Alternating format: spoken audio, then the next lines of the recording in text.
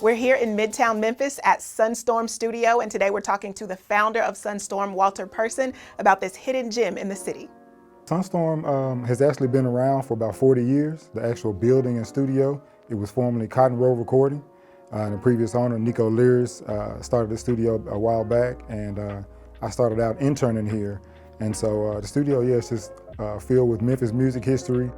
And this is full circle for you since Absolutely. You were an intern. Yes. And so even before that, my father was a musician. He did some work with Stax Records and Memphis Symphony Orchestra, things like that. And so when he would come in and do studio sessions as a percussionist, he would bring me and my brothers in. And so we'd be running around the studio at, 5, 6, 7 years old.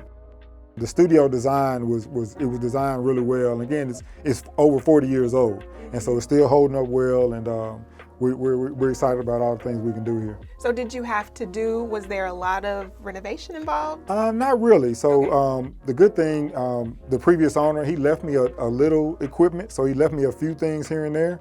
But I did have to kind of bring in most of my newer electronics and microphones, things like that. So anybody that's, been in Memphis for, I guess, the past 30 years or so, the storm happened in 1994, and it was a tornado out in Germantown. And we had just moved into the house maybe a month prior. And so we were just kind of still getting acclimated and everything. And it was a Thanksgiving holiday, Thanksgiving weekend. And we were just hanging out, a regular Sunday afternoon, a few days after Thanksgiving, about 17 people in the house, people from out of town, things like that. And a tornado came through Germantown and it hit our house, did a lot of damage to surrounding homes, Houston High School at the time. And so it literally leveled our house, and unfortunately my father, my youngest brother, and one of my uncles was killed in that storm. And so just kind of, having that, life experience and traumatic experience, again, my mother found something for us to channel that into, and we were always into music. Music was always in our family. And so after the storm, we just kind of got deeper into it, and once I got to University of Memphis, into the recording technology program, there was an assignment that I had to do, and it was to kind of come up with a production company or some type of business.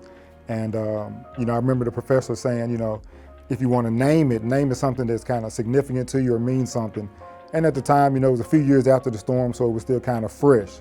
And I was like, okay, I'm a son of the storm, my mother lost one of her sons in the storm, my grandmother lost one of her sons. So like, just all of these things kind of started playing around with it, and I just came up with SonStorm. And not knowing that it would later be the actual name of the company, it was just for an assignment. My father's big, he had a business at the time, Jackson Person and Associates, and they were one of the first really successful black businesses here in Memphis in that civil engineering and landscape architecture type of space.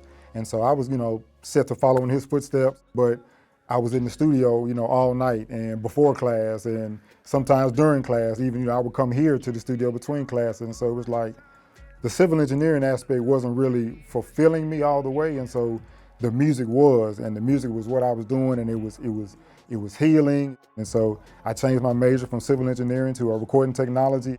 I worked with a lot of local Memphis legends, from 8-Ball MJG, the late Gangsta Boo, 3-6 Mafia got some of their start here, so I was hanging around a lot of those sessions. I've done a lot of gospel work. Edwin and Walter Hawkins have been here. Like, just, it goes on and on. Juvenile, Lil Boosie, Bushwick, anybody you can think of, they've been in here, and I've kind of been in and around those sessions. Of course, we do music, that's our main thing, but we're venturing into a lot of other multimedia type spaces. So we record a few podcasts here, we produce those podcasts. If you check out our YouTube page, SonStorm Sessions, you can see some of the live performances that we do. So we have artists from Memphis and surrounding areas, they come in with a live band, and it's kind of like Tiny Desk, so it's a stripped down version of their music. We partner with MPD and the Tennessee Highway Patrol to kind of get a handle on some of the reckless driving that's been happening in the city. I teamed up with one of my artists, Chug Jamal, and so we created a song for that. We had a song that was featured on Tyler Perry's new Netflix series, Beauty in Black. And of course, we're always doing, music, recording, mixing, engineering, production. We've got a few event spaces that we do. We host events, so we've got a lot of things going on under this roof.